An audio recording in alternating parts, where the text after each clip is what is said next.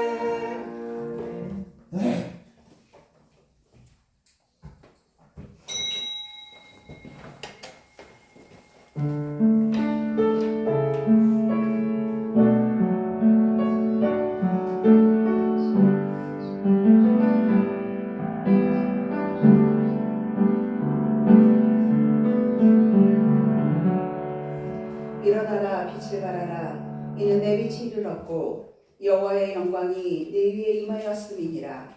보라, 어둠이 땅을 덮을 것이며 깜깜함이 만민을 가리려니와 오직 여호와께서 내 위에 임하실 것이며 그의 영광이 내 위에 나타나리니 나라들은 내 빛으로 왕들은 비치는 내 광명으로 나아오리라. 아멘. 할렐루야. 예배의 주관자 되시는 하나님의 이름을 찬양합니다.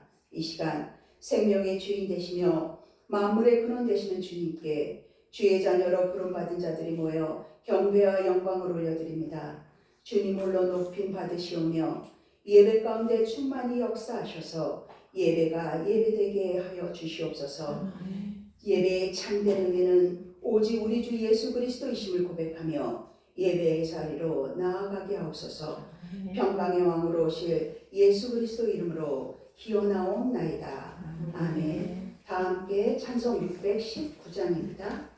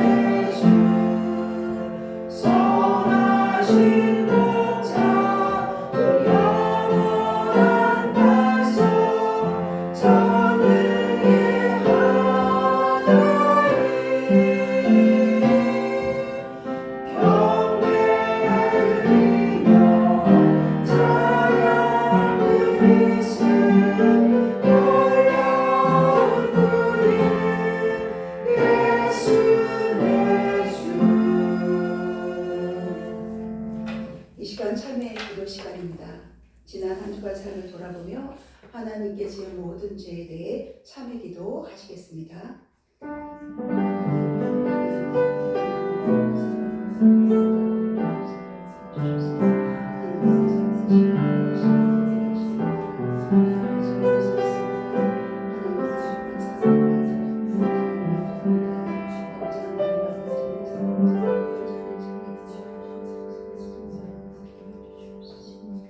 여호와께서 말씀하시되 오라 우리가 서로 변론하자. 너희 죄가 주홍 같을지라도 눈과 같이 희어질 것이요 진홍같이 붉을지라도 양털같이 희게 되리라. 아멘. 사도신경함으로써 우리의 신앙을 하나님 아버지께 고백하겠습니다. 나는 전능하신 아버지 하나님 천지의 창조주를 믿습니다. 나는 그의 유일하신 아들 우리 주 예수 그리스도를 믿습니다.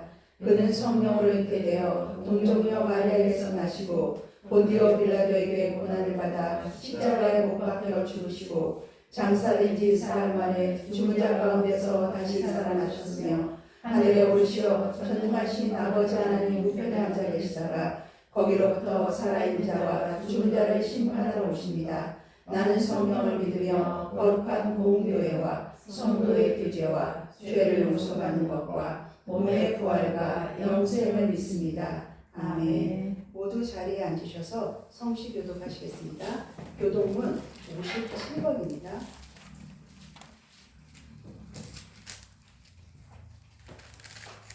시편 130편 교독문 57번 교독하시겠습니다. 여호와여 내가 깊은 곳에서 주께 부르짖었나이다. 주여 내 소리를 들으시며 나를 부르짖는 소리에 귀를 기울이소서. 여호와여 주께서 죄악을 지켜보실진대. 주여 누가 서리이까. 그러나 사유하심이 주께 있음은 주를 경외하게 하심이니이다. 나 곧 내 영혼은 여호와를 기다리며 나는 주의 말씀을 바라는도다. 파수꾼이 아침을 기다림보다 내 영혼이 주를 더 기다리나니 참으로 파수꾼이 아침을 기다림보다 더하도다. 이스라엘아 여호와를 바랄지어다. 여호와께서 인자하시며 풍성한 성량이 있습니다. 그가 이스라엘을 그의 모든 죄악에서 속량하시려다. 아멘. 다 함께 찬송 88장입니다.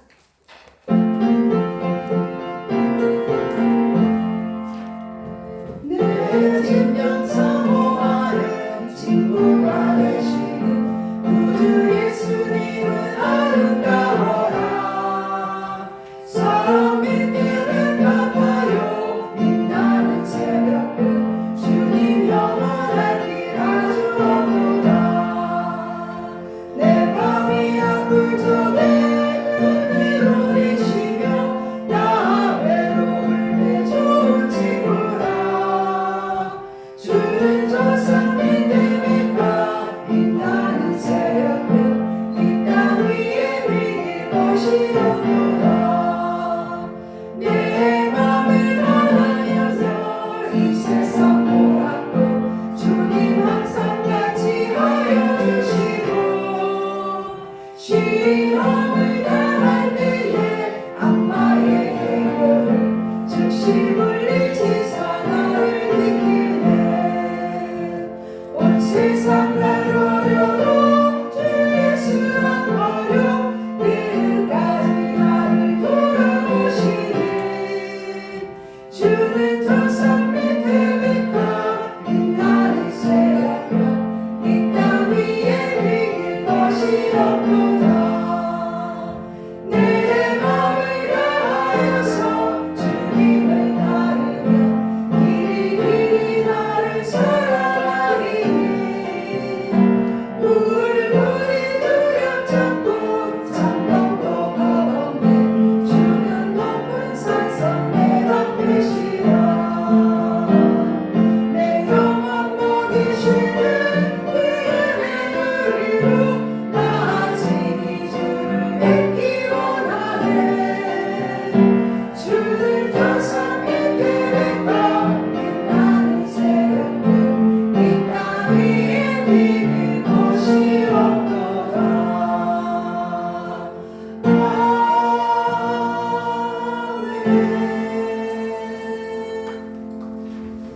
함께 기도하시겠습니다. 하나님 감사합니다. 추수의 계절을 지나 모든 만물의 겨울을 준비하며 나아가고 있습니다. 다가오는 시간 속에서 주의 자녀들은 어둠 속에서 빛으로 만왕의 왕으로 오시는 주님을 기쁨으로 기다리며 우리의 마음을 정결하게 깨끗하게 하길 원합니다.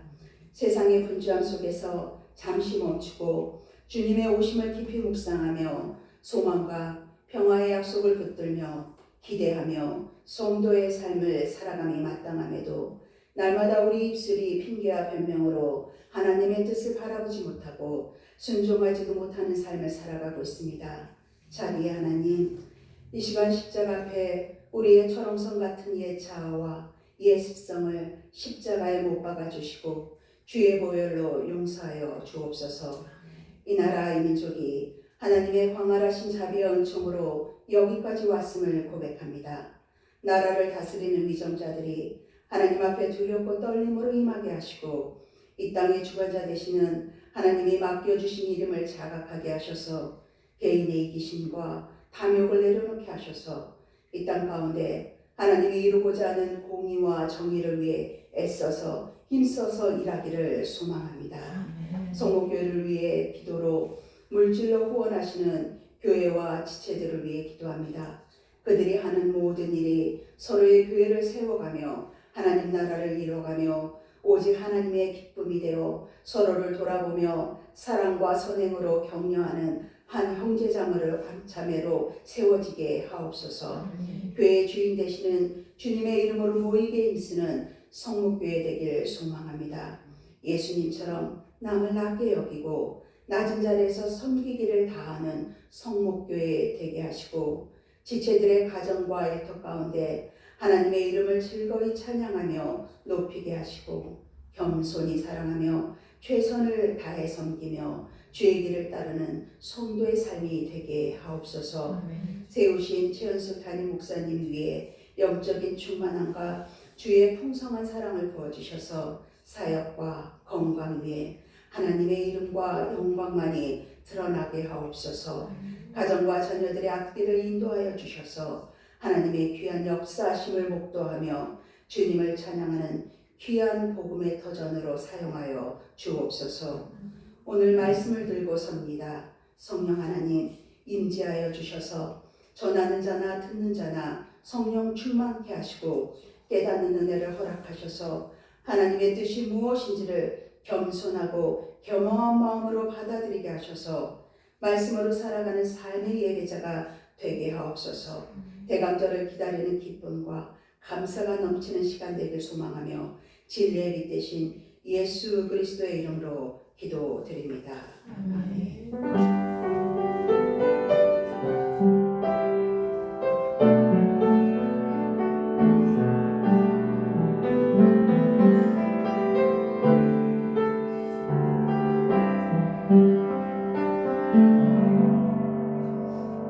이 시간 우리에게 주신 말씀은 신약성경 마태복음 21장 42절로 44절 말씀입니다.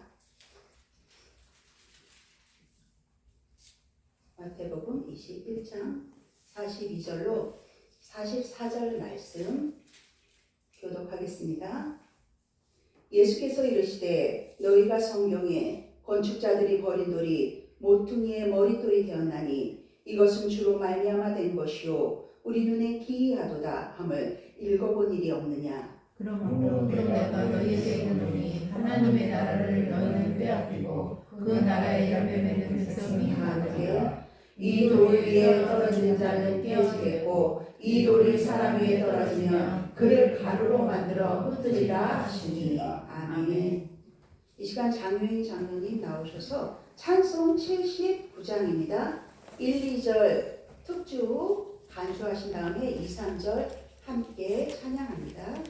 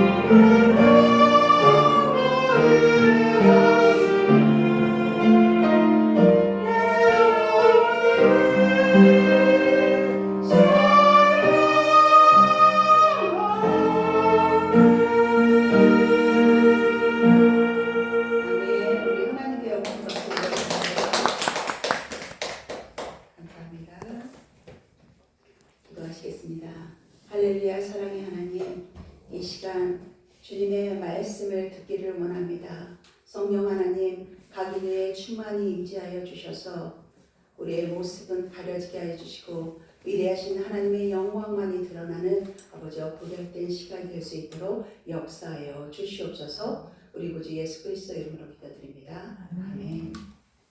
오늘 말씀 제목은 어른돌과 머릿돌이라는 제목입니다. 이것이 무엇을 의미하는지를 알기 위해서는 저 세세하게 원어를 보면은 무슨 뜻인지가 나오거든요. 이 머릿돌이라는 본문의 말은 헬라어로 케팔레입니다. 그런데 이 말이 이 단어가 변형이 되면서 유래된 것이 있어요. 네, 유래된 말이 카토인데 이 카토는 작다라는 뜻입니다. 우리가 머릿돌만 생각하면 작다라는 말을 유추할 수가 없습니다. 그런데 작다라는 말에서 유래가 되었습니다. 그래서 상징적으로 이 작다라는 의미에서 상징적으로 머리를 뜻하고 있습니다. 이 헬라어에서 원어에서 그렇습니다. 그러면 여러분 작다라고 하면은 성경에서 여러분은 무엇이 떠오르나요?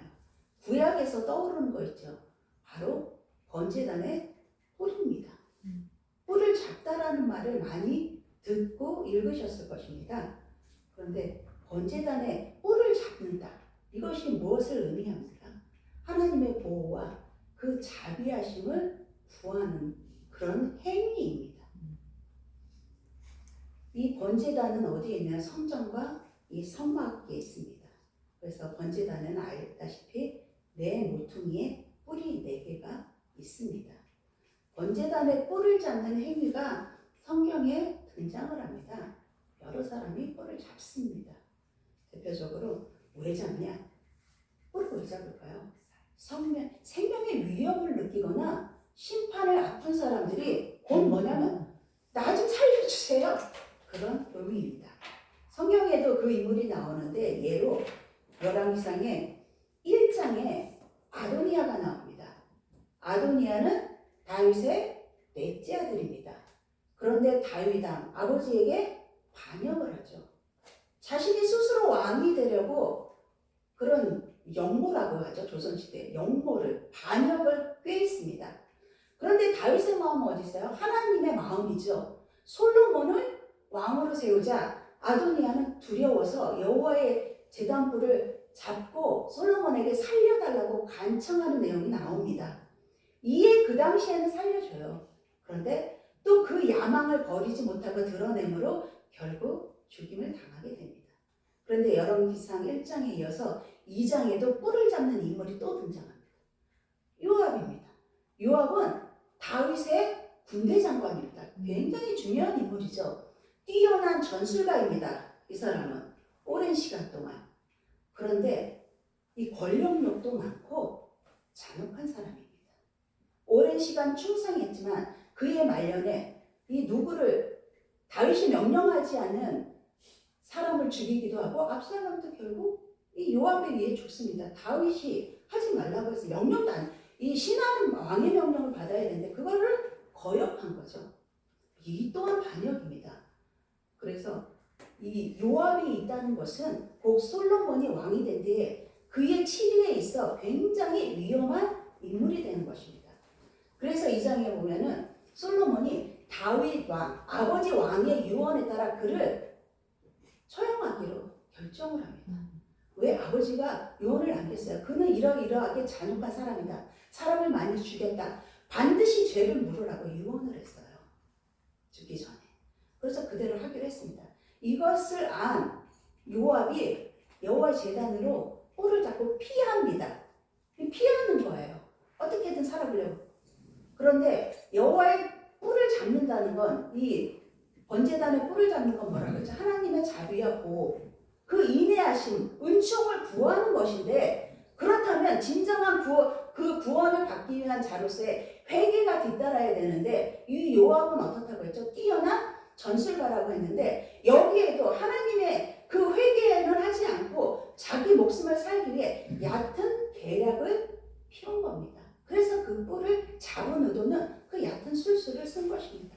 결국 솔로몬이 군대 장관 분하야를 시켜서 그를 처형하고 맙니다.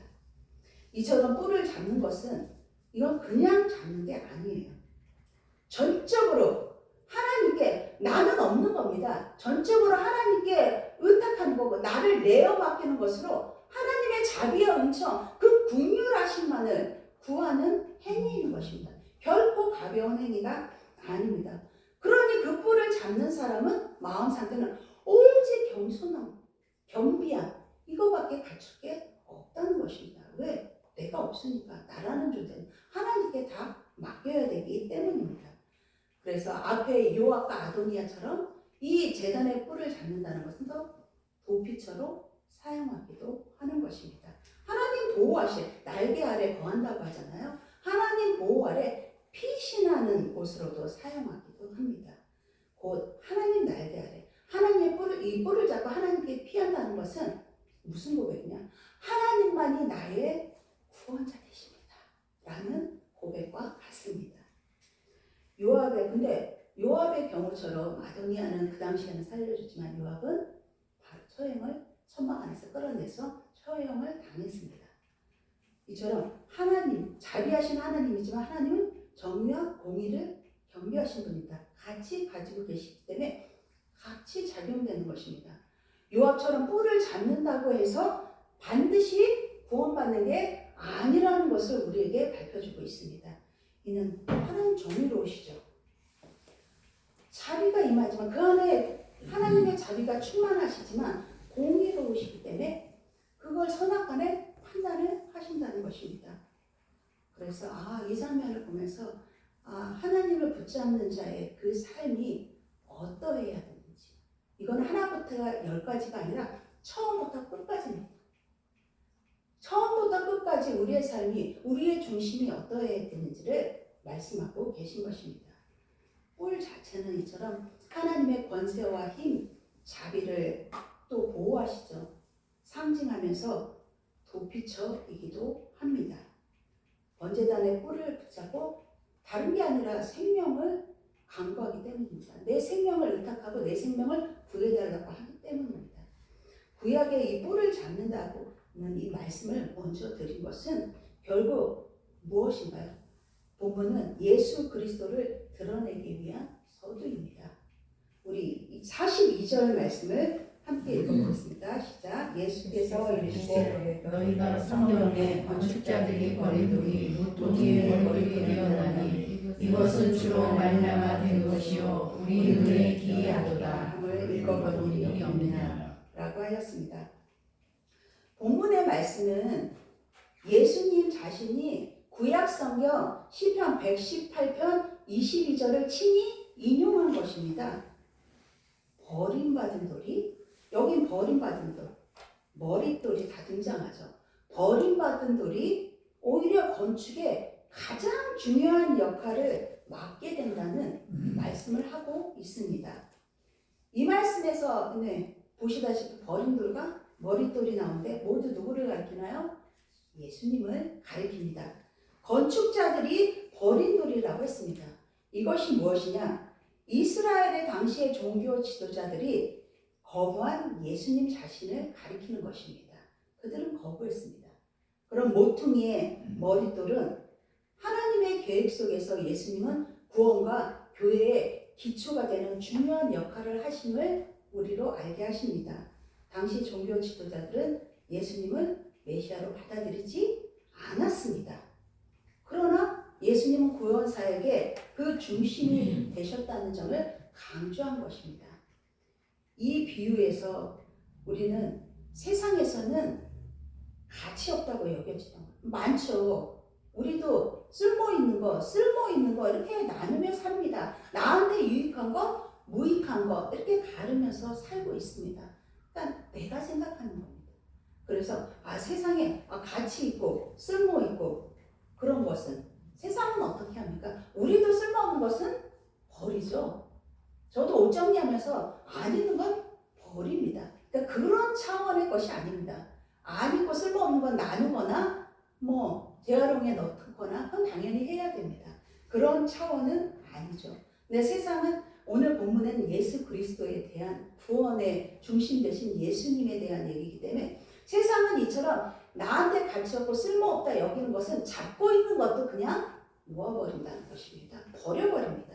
아무런 미련이 없습니다. 그런데 하나님의 시각은 우리의 생각과 다르다는 것. 다를 뿐 아니라 범접할 수도 없습니다. 뛰어넘습니다. 하나님 보시기에 얼마나 소중하고 중요한지 알려주시면서 하나님이 가치 있다고 하는 것은 모두 소중한 것입니다. 그러기에 여러분도 세상의 인정이나 사람의 인정, 이 판단에 흔들릴 때 많거든요. 이 기가 얇다는 소리 하잖아요. 저도 그럴 때 있거든요. 이게 좋다 그러면 마음이 우르르 글로 쏠리기도 하거든요. 분명히 그렇습니다. 그러나 이런 세상의 판단이나 기준이나 사람에게 연연하는 그런 걸 붙들지 마십시오. 이거는 하나님과의 관계에 있어서 전혀 도움이 되지 않기 때문입니다. 왜요? 여러분은 천하보다 귀한 분들입니다. 하나님이 그렇게 여겨주시겠다고 하셨기 때문입니다. 시편 118편에 버린 돌이 나온다고 했습니다. 인용한 말씀입니다. 당시 종교 지도자들은 가치 없는 것, 아니 가치 없다고 여기고 싶어 했습니다. 왜요? 예수님을 직접 만나기도 했고 그에 대한 소문도 들었는데 그분이 어떤 분이라는 걸 들었음에도 배제해버린 거죠. 가치 없어. 너는 가치 없다 여기고 싶어 했습니다. 왜 그렇게 했을까요? 자신들의 기득권이 흔들리기 때문입니다. 자신의 자리를 겨우 누가 흔드는 것을 결코 용납할 수 없기 때문입니다. 그냥 이 자리가 좋사오니 자신들의 권세를 지키고 싶었던 것입니다. 그러나 그 버린 돌이 결국 모퉁이의 버린 돌이라고 했죠. 가장 중요한 자리에 놓인다는 것은 참으로 역설적인 진리를 우리에게 말하고 있습니다. 이는 하나님의 선택과 섭리가 인간의 판단과 다르다는 메시지입니다.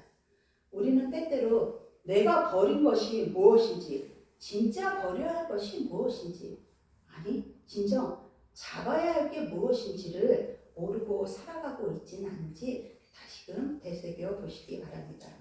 신약에 와서 예수님 자신이 이 시편을 인용하여 대제사장들과 바리새인들에게 자신이 거절당할 것을 예고합니다. 성경에도 다른 본문에도 사도행전 4장 11절에도 베드로가 공회 앞에서 이렇게 얘기합니다. 예수님이 건축자들이 버린 돌이며 구원을 받을 수 있는 유일한 이름이라고 선포하였고, 그리고 베드로전서 2장 7절에도 믿는 자들에게는 귀한 돌이죠. 여러분 이게 밖에 돌아다니는 그 돌이 아닙니다. 그 돌은 버리십시오. 믿는 자에게는 귀한 돌이지만 믿지 않는 자들에게는 예수 그리스도가 그들에게 거치는 돌이 됩니다. 거치는 돌. 귀찮고 쓸모없는 쓸데없는 돌이 된다는 것입니다. 믿는 자에게는 그 돌, 예수 그리스도는 구원의 기초가 되십니다. 그러나 믿지 않는 자에게는 걸려 넘어지게 하는 시험과 심판의 상징으로 드러난다는 말씀입니다. 성경에서는 누누이 우리에게 너희들은 좋은 편을 택해야 돼. 좋은 길을 가야 돼. 옳은 길을 가야 돼. 그것이 진리의 길이기 때문이죠. 우리에게 좋은 것은 여러분 잘 먹고 잘 자고 잘 입고 잘 살고 좋은 집 살고 이런 차원이 아닙니다. 신명기 30장 19절에 분명히 나타나 있습니다. 내가 오늘날 천지를 불러 너희에게 증거를 삼노라. 내가 생명과 사망과 복과 저주를 내 앞에 두었은즉 너와 내 자손이 살기 위하여 생명을 택하라고 분명히 말씀하셨습니다. 좋은 편은 곧 뭔가요? 생명과 복입니다. 그럼 반대로 나쁜 편은 저주와 죽음이죠. 사망과 저주입니다. 좋은 편은 생명은 곧 예수 그리스도이십니다. 두말할 필요 없이 이게 아니면 이것입니다. 그 중간에서 왔다 갔다 할 그게 없다는 거죠. 그럴 허비할 시간이 우리에겐 없습니다. 좋은 편은 영원한 생명과 어떻게 해서든 하나님을 붙잡고 따르는 길입니다. 우리 삶에도 때때로 많은 시간 저도 이렇게 성장한 과정을 보면 괜히 소외된 것 같고 무시당하는 것 같고 이런 감정을 느끼거든요. 어른들도 마찬가지입니다. 그런 순간들이 있습니다. 개인적으로 다 느끼는 순간들. 그럴 때마다 제가 일찍 하나님을 알았으면 어릴 때에도 하나님을 바라보려고 애썼겠죠. 그런데 사람을 보면 낙심한 시간들이 참 많았습니다. 그 시간도 여러분 하나님의 계획 안에서 그 비참한 시간도 버려진 시간도 소외된 것 같은 그런 시간도 나만 낙오된 그런 시간도 하나님의 보시기에 결코 초라하게 보지 않습니다. 우리의 삶에 개인의 삶의 중요한 전환점으로 하나님이 삼으신다는 겁니다. 예수님이 그렇게 하셨습니다. 버린 돌과 같은 그분이 머릿돌이 되셨습니다. 주님은 친히 경험하신 말씀을 우리에게 하시는 것입니다. 머릿돌은 잡다의 어원에서 머리라는 뜻이라고 했습니다. 머리는 뭘 상징하죠? 교회에서 권위, 우두머리, 주님이죠. 근원 되시는 예수 그리스도. 우리의 근원 되시고 교회의 머리 되시는 분은 그리스도 한 분이십니다. 결코 다른 게 섞을 수 없죠. 우리는 그분의 지체로 부름받았습니다. 그런데 여러분 우리는 그분을 꽉 잡아야 하는데 지체라도 아까 요압의 경우도 나왔었지만 버림받을 수 있고 지체가 머리를 버리기도 합니다. 말씀에 분명히 기록되어 있는데요. 버림받는 경우는 어떤 경우냐? 요한복음 15장 6절에 사람이 내 안에 거하지 아니하면 가지처럼 밖에 버려져 마르나니 사람들이 그것을 모아다가 불에 던져 사르느니라. 아멘. 그리스도 안에 거하지 않는 자는 결국 버려진다는 것입니다. 마태복음 7장 21절 23절에도 나더러 주여 주여 하는 자마다 다 천국에 들어갈 것이 아니요 내가 너희를 도무지 알지 못한다고 말씀하셨습니다. 겉으로는 지체처럼 보여요. 신앙생활 열심히 하는 것처럼 보여요. 그러나 실제로는 주님과 관계없는 자도 있다고 분명하게 말씀하십니다. 그뿐 아니라 스스로 버리는 경우는 어떤 경우일까요? 요한일서 2장 19절에 그들이 우리에게서 나갔으나 우리에게 속하지 아니하였나니 이게 무슨 말씀이냐면 교회 공동체를 떠난 자들이 모두 참된 지체는 아닐 수 있다는 말씀입니다. 그리고 디모데후서 4장 10절에 대만은 이 세상을 사랑하여 나를 버리고 데살로니가로 갔고 사도 바울의 동역자였던 데마도 세상을 사랑하여 스스로 떠났습니다. 그 요한복음 6장 66절에도 이러므로 제자 중 많은 사람이 떠나가고 다시 그와 함께 다니지 아니하더라. 예수님의 말씀을 받아들이지 못한 자들이 스스로 떠난 것입니다. 결국 신명기 말씀에 비춰보면 그들은 사망과 저주의 길을 택했다는 것입니다. 우리가 명심해야 할 것은 여러분 지체로 부름받았다고 해서 자동으로 구원이 보장되는 것은 아니라는 것입니다. 뿔을 잡는다고 구원받는 게 아닙니다.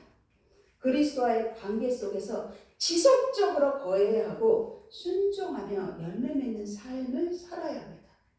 지체인 우리가 머리를 떠나면 우리 몸에도 상상하고 싶지 않으면 머리가 육신으로도 머리 없으면 죽은 거잖아요. 그처럼 머리 대신 예수님이 우리의 생명이시라는 겁니다. 거기에 연결이 끊어지면 버림받을 수도 있는 게 아니라 버림받습니다. 버림받은 자, 죽은 자로 살아가지 않기 위해선 우리의 구원의 뿔 되시는 머리 되시는 주님을 여러분 그래서 이 생명에 관한 일이기 때문에 목숨 걸고 붙잡아야 한다는 것입니다. 누가복음 1장 69절에 그의 종 다윗의 집에 우리를 위해 구원의 뿔을 일으키셨으니 예수 그리스도는 하나님께서 세우신 구원의 뿔이십니다. 죽을 수밖에 없는 우리의 마지막 피난처입니다.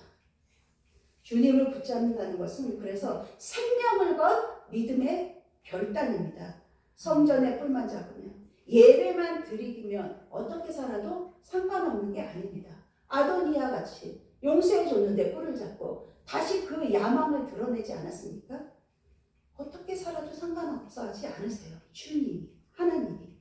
세상은 예수를 버렸기에 자기 식대로, 자기 맘대로, 자기 원하는 대로 하며 살아갑니다. 또 뭔가를 믿으며 자기 자신을 믿는 것도 여러분 우상을 믿는 겁니다. 그래서 잘 되면 내가 잘 믿어서 내가 잘했기 때문에 안 되면 아유 운이 없었나 보다. 체념하기도 하고 불만을 하다가도 자책하고 이거밖에 할 게 없습니다. 생명이 없기 때문이죠. 여러분은 어떻습니까? 그보다 좀 낫습니까? 여러분 좀 나은 정도로는 어림없습니다. 생명과 죽음의 선택이고 복과 저주의 선택이기 때문입니다. 예수님은 인간에게 버림받은 돌과 같지만 하나님이 가장 귀한 존재인 머릿돌이 되게 하셨습니다. 버린 돌은 세상에서 무가치 합니다. 우리도 많이 버리잖아요. 그러나 하나님은 그 돌을 머릿돌로 삼아 구원의 기초로 사용하십니다. 그래서 여러분도 우리도 말씀의 도구로 생명의 도구로 복음의 도구로 하나님이 귀하게 사용하시기 위해서 이 자리에 부르신 것입니다. 아멘. 그 막중한 책임, 결코 쉬운 책임이 아닙니다, 여러분. 생명으로 생명을 우리를 건져주셨어요, 예수님이. 우리도 세상에 나가 생명으로 생명을 건져야 합니다. 그렇기 때문에 막중한 책임을 부여받은 것이지만, 그러나 어떠냐? 전도하러 나가보시면 알지만 우리도 세상에 나가 버린 돌 취급을 받을 수 있습니다. 거절당합니다. 예수님이 거절당한 것처럼 예수님이 그러셨잖아요. 세상이 나를 미워한 것 같이 너희도 내 이름으로 나가면 미움 받을 거야. 미리 말씀하셨습니다. 세상은 우리도 이처럼 얼마든지 버린 돌로 취급합니다. 그러나 이것 때문에 좌절하고 낙심하지 말 것은 주님으로 인한 고난은 은혜라고 분명히 말씀하셨습니다. 우리 43절 말씀 함께 읽겠습니다. 43절 말씀 시작. 그러므로 내가 너희의 하나님의 나라를 너희는 빼앗기고 그 나라의 열매 맺는 백성이 받으리라. 아멘. 당시 바리새인들은 메시아를 거부했죠. 하나님의 나라의 열매를 맺을래야 맺을 수가 없죠. 없습니다. 이 안에 믿음이 없고 예수 그리스도가 없으니까 영접함이 없는데 어떻게 하나님 나라의 열매를 맺겠습니까? 그 나라는 그래서 주님이 곧 다른 백성 곧 하나님 나라의 열매 맺는 백성 주님의 이름으로 미움받는 백성에게 주님의 이름으로 우리가 나가면 미움받습니다. 그런데 하나님 나라를 그들에게서 바리새인에게서 세상에게서 우리에게로 옮겨주신다는 것입니다. 여러분 믿음이 아니고는 하나님 나라가 내 안에 이루어질 수 없습니다. 죽어가는 게 아니기 때문에 내 안에 이루어지는 하나님 나라입니다. 그래서 우리는 예수 그리스도를 믿는 믿음으로만 하나님 나라의 열매 맺는 자가 되는 것입니다. 그러니 세상으로 향한 잣대를 더 이상 향해 있을 필요가 없습니다. 세상이 주는 것은 그렇거든요. 세상이 나를 핍박하고 파괴하고 해도 두려워할 필요가 없습니다.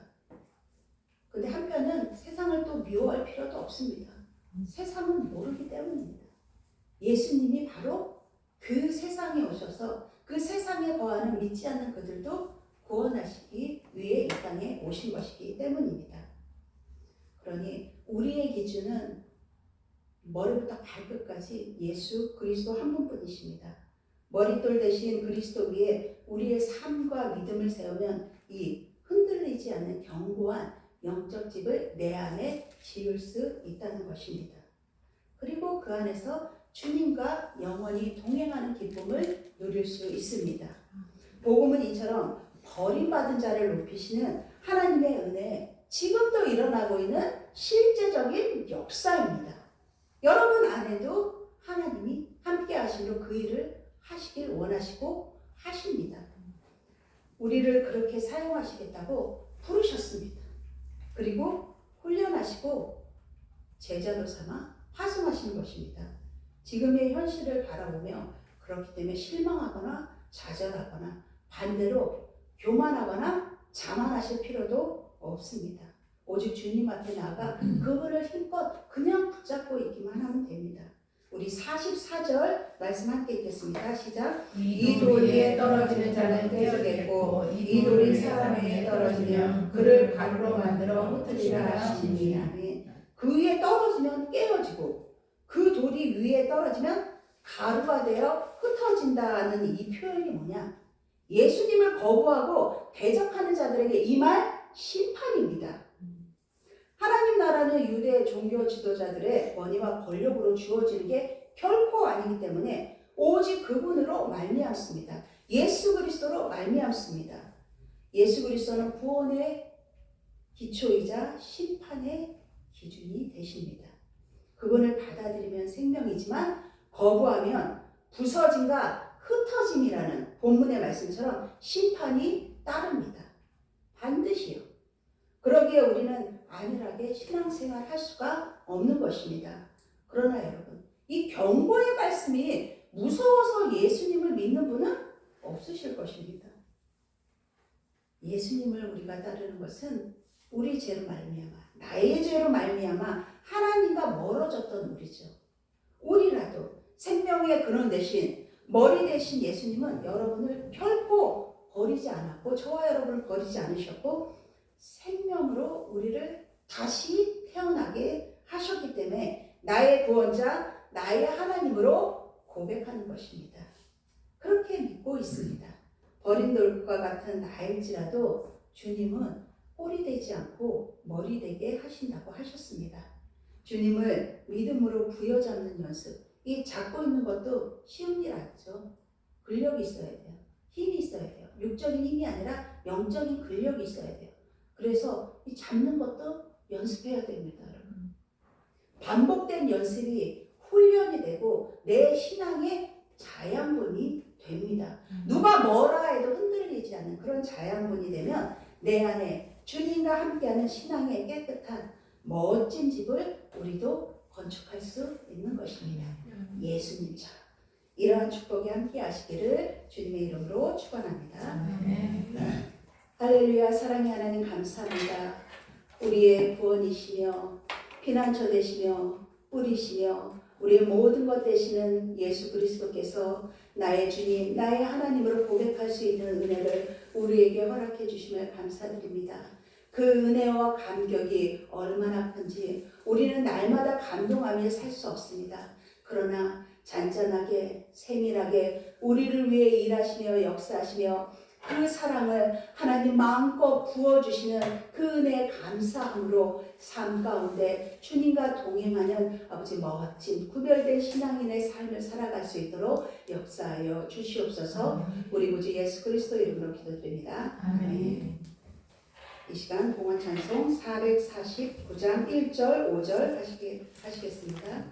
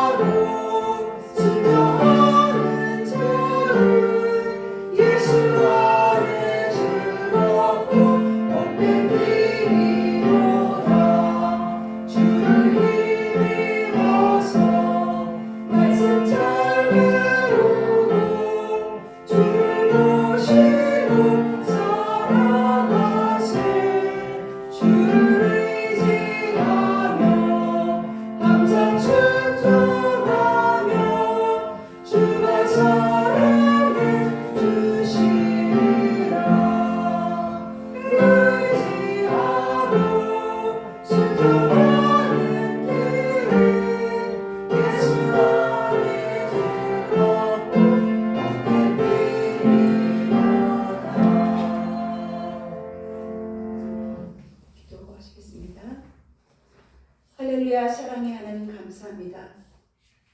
날마다 우리로 마르지 않는 샘에 거하게 하여 주셔서 그 물로 우리의 영적인 갈증을 해결하시며 생명의 충만함을 허락하신 그 주님과 함께하는 그 시간들이 온전함으로 하나님께만 올려드리는 시간 되게 하여 주시옵소서.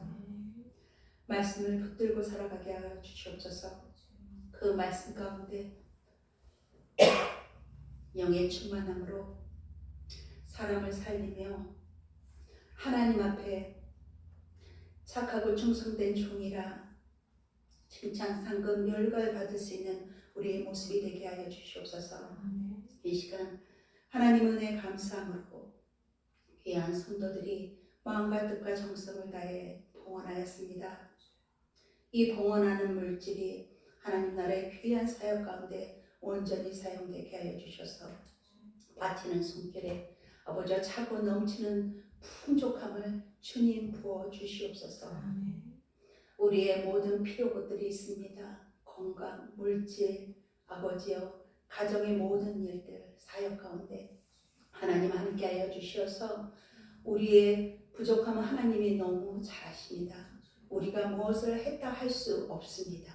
그럼에도 만족해 하시는 하나님 안에서 자족하는 일체의 비결을 배운 것처럼 하나님 우리도 그와 같은 삶을 살아갈 수 있도록 아버지의 역사하여 주시어서 하나님의 은혜와 함께 늘 동행하게 하여 주시옵소서. 존귀 영광 주님께 올려드리며 우리 구주 예수 그리스도 이름으로 기도드립니다. 아멘.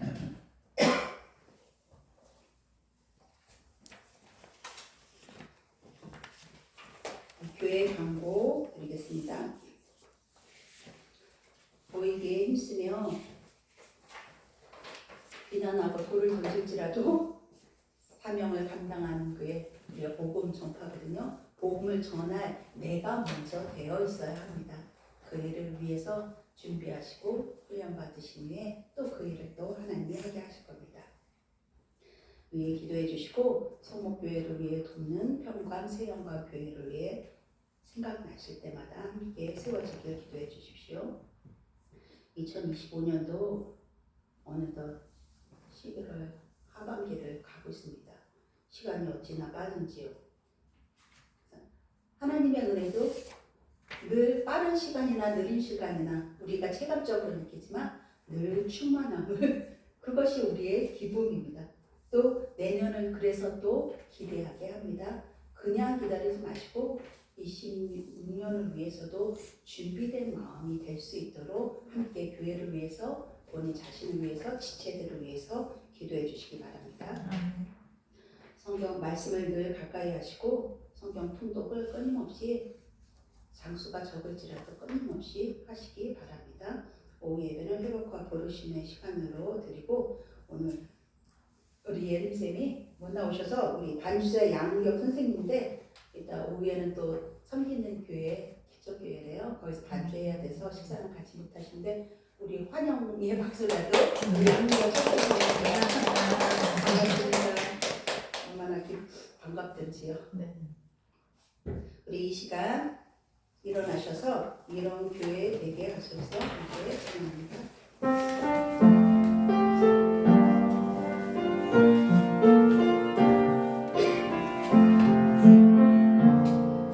진정한 예배가 숨쉬는 교회 주님이 주인 되시는 교회 믿음의 기도가 쌓이는 교회 최고의 찬양